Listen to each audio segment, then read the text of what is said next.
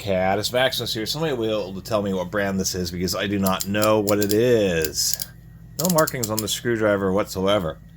But as you can see, what sets it apart from other bolstered screwdrivers, bolstered being screwdrivers that have like a hex right at the top of the shank, so you can put a wrench over it or use an adjustable end wrench to get additional leverage on the screwdriver. Some actually just have entirely hex shanks, square shanks.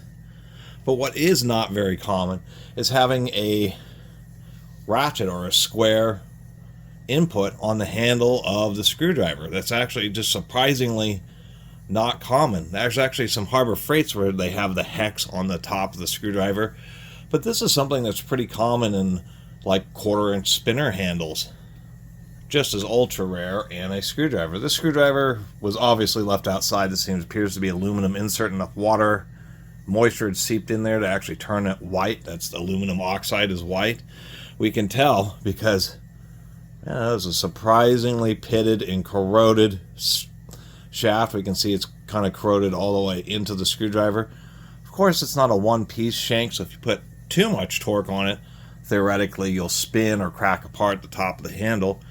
The other thing is it's 3/8. It's not 1/4 inch, so it's actually meant to take a fairly substantial ratchet, and that's kind of what makes these cool. I remember somebody posted a comment on one of my videos about how they had a few screwdrivers that were ratchet bolstered screwdrivers like the spinner handles, and I finally ran into one. A very corroded one that actually the tip isn't too bad on.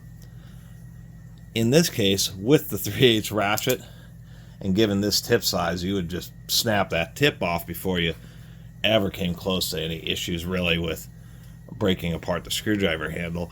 But it's something I think is kind of neat, and I'm actually surprised that it's just not more common, because it makes a lot of sense just to have a square input in the screwdriver, so you can just put a ratchet on it or breaker bar and get all the torque you need. If you have a screw that's really just not wanting to cooperate, it's sure easy to be able to put the driver on the screw, put your hand right on the ratchet so you can get a ton of downward force, and then, well, I don't have enough resistance, and then ratchet it out while holding your hand on the ratchet, keeping a lot of downward force on the screwdriver.